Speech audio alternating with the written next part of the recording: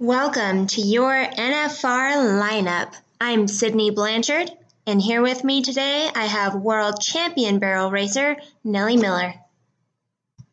On a phenomenal season, Nelly, you went to 40 rodeos and are going in second in the year-end standings. How did you pick and choose where you went this year?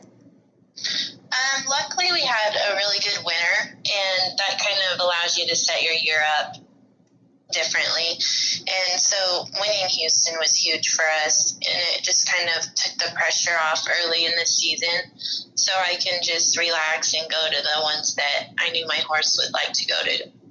Do you wish you went to more rodeos at all? Sometimes I do, and sometimes I don't. I'm really happy with my regular season and how it ended up, but it is kind of a challenge, like getting back in the swing of things after taking time off. And so it seemed like I always took time off and then had to get back in the swing of things, and it took a few runs to kind of get our groove back. So that was a little bit of a challenge, but I just kind of had to compensate, riding differently before the rodeo and things like that. When you say compensate and riding different before the rodeo, elaborate on that. Well, my horse, when she gets home, she just fills up and is just fat as can be. And so when I go to the rodeo, she just feels kind of sluggish and like too fat. And so I really had to concentrate on getting the weight off of her at home before I took off for a rodeo so that she wasn't, dull that first run. It always seemed like it would take her a run or two to kind of get back into it. And so I just rode different at home and really kind of focused on her weight and just keeping her sharp so that she was good on that very first run. How do you juggle being a super mom while on the rodeo road? I don't really know. I know I just have a lot of help, and I don't think you could do it alone.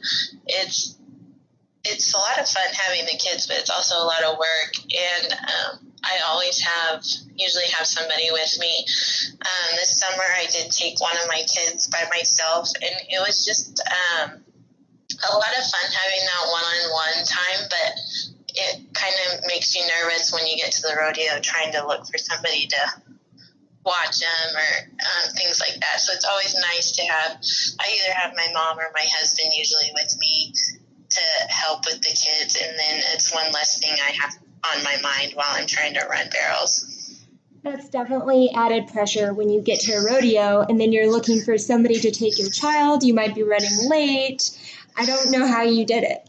Yeah, well, I had some good friends. I knew I would have friends there, these ones I took her to, and so I was kind of set up for babysitters before I got there, which was a load off of my mind. I know that my most wild experience on the road involves you.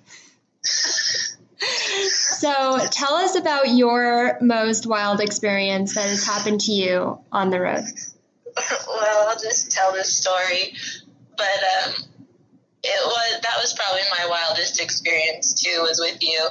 But Blue Duck, my old horse, he for some reason threw a fit in your trailer and stuck his leg out the window, and so that was pretty wild for me too. I can't believe we actually got his leg out of the window on the side of the road, and that was probably the worst horse wreck experience I've had. So it was absolutely devastating. What I look back on is that how blessed we were that he was in the stud stall and we could open the door. I know. If it would have been another stall, we wouldn't have got him out, I don't think. No. And it's just like, to this day, he will kick that high in the trailer. If I ever had a window down, he would have kicked out it again. And so he just didn't haul very well. I always hauled him in like more open trailer so that he would be more comfortable. And I think back on that too, and it was like devastating for me at the time, but everything worked out, and he went on to make the NFR after that, which was amazing because I thought at the time that it was a career-ending thing. I felt terrible. We were on the side of the road. Alicia Sandoval was with us. One of us opened the door. The other one lifted his leg. We unloaded the other horses and opened up the panel because he was in the front stall. And it was horrible. I honestly thought that was definitely the end of his career and felt terrible for you. But how sweet did it make your NFR qualification the next year on him? Oh, it just proves what a heck of a horse he was. He was just the toughest horse I've ever been around. And, he just went and got through it and got over it and healed up and went on. And so I think that's kind of a lesson, not to panic in those situations. And I'm definitely, better because I went through that. Let's compare Blue Duck to Sister. Oh gosh. A lot of their qualities are the same. I think just because we raised them both, they're both out of the same mare, and my dad trained both of them. But as far as running them, I feel like they're very different in a lot of ways, just because Blue Duck was more of a sit back and whoa horse, and Sister's a horse you can pretty much just point at a barrel and kick her and she'll take care of you. And so those, I feel like I have to ride pretty different on each one of them, but at the same time their training is the same, so that's nice and consistent for me getting on each of them because they can kind of each do the same thing. Sam Williams is your father, and he trained, in my opinion, a unicorn. What is his strategy in training a consistent horse? She is definitely a unicorn. She's always kind of been that way, been kind of the special one from the beginning. But his training is just very old school horsemanship training, and it's nothing fancy, but it's just consistency and a lot of time. He doesn't seem to rush horses or get them going sooner than they need to be. And so I think patience and consistency is what we do on them. Elaborate a little bit on what you mean by rushing the horse. We've never trained like a futurity horse, because I guess we can't seem to get one going soon enough. But it just seems like they're not ready for what we want them to do at a young age. And so I feel like we're just a lot more patient with the horse and wait for them to kind of come into their own and tell us when they're ready. Do you think that's what makes a difference between a top futurity horse and a world champion horse? Well, I've always been a fan of an older horse. I just think they're way more mature and ready for the rodeo scene when they're older. And I think they have settled into themselves. They're not still working out silly things and they're just a lot more confident when you take them to a rodeo, the older they get. How old was Sister when you first started rodeoing on her? I started rodeoing her when she was 7. We went pretty hard that year. And still now, from year to year, she has gotten stronger and different every year. So it's a work in progress, and she did amazing things at 7, and things that I thought, this is the best thing that's ever happened, and then it just kept getting better. She kept learning, she kept getting better. You're saying she's getting stronger. How do you feel this year approaching the NFR?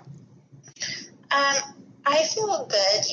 Every year you go back, you learn new things, and I think every year you have something new to work on and new to accomplish. And so just having the experience behind you is amazing. What are the things that you will change going into the finals this year? I think last year was her first time really kind of in a setting like that with the alleyway and the blind first barrel. And so I was really working with her on those aspects. And this year, having done it already, I think she'll be a lot more confident and she'll kind of know what's going on right from the get-go. So would you change something in your approach to the average this year going in? I don't think so. There's so much money to be won every night. I tried to just treat it night by night last year. And I think that's all you really can do anyway. The average is great and everything, but you still have to make the runs. And I feel like if you play it safe, mistakes happen. And so I tried to just go for it every night last year, and it worked out good. So I watched an interview of you, and you said safety up is not in my vocabulary. Tell us about that last round at the finals last year. If you won the average, you'd win the world title. Yeah, honestly, I like I kind of said before, I tried to treat every run just by itself, and I think that really helped me going into it and not getting nervous about that. Before that last run, I knew things were going well during the week, obviously, but I shut my phone off. I didn't look at anything. I just crawled in my little hole and didn't talk to anybody because I just didn't want any of that hype and anticipation get ahead of me. I just tried to focus on running my horse. Going into the finals last year, did you have the vision of being the world champion? I did not. It was pretty unexpected for me, and I'm still kind of shocked, really. It was it's so unexpected, and I'm still at a loss for words for how it happened because I just I don't know. I just was in shock. What was your initial reaction when you finished your last run in the Thomas and Mack and your dad was there with you in the alley and everyone's hollering at you, you won. And Cody told me that your dad said, "What'd she win, the average?" And somebody told him, "No, the whole thing." I know. None of us had looked at it, so we didn't really know what we had to do to win it. And so they were yelling at me, of course, because I was the last one. And so I knew I had won the average because they were telling me to get on the victory lap horse. So I crawled on the horse and was sitting in the alley, and they're yelling at me to get in the arena to do my lap. And one of the guys ran over real quick and he told me, "Nelly, you just won the world." And then they started yelling at me again to get in the arena. So I didn't have any time to react or do anything. I was just kind of going through the motions. And when you came back out of the arena, when you looked at your dad and everything settled in, tell us about that. So I didn't see any of my family until we got into the press room. And in the meantime, my dad had gotten lost and was going in all the wrong places. But it was just surreal because you're standing there with these two buckles and you won the average and you won the world. And my dad looked at me and he's like, "Well, what do we do now?" And it's just the best feeling because the whole lifetime of barrel racing came down to and winning all that. It was just unreal. Do you have the same goals this year?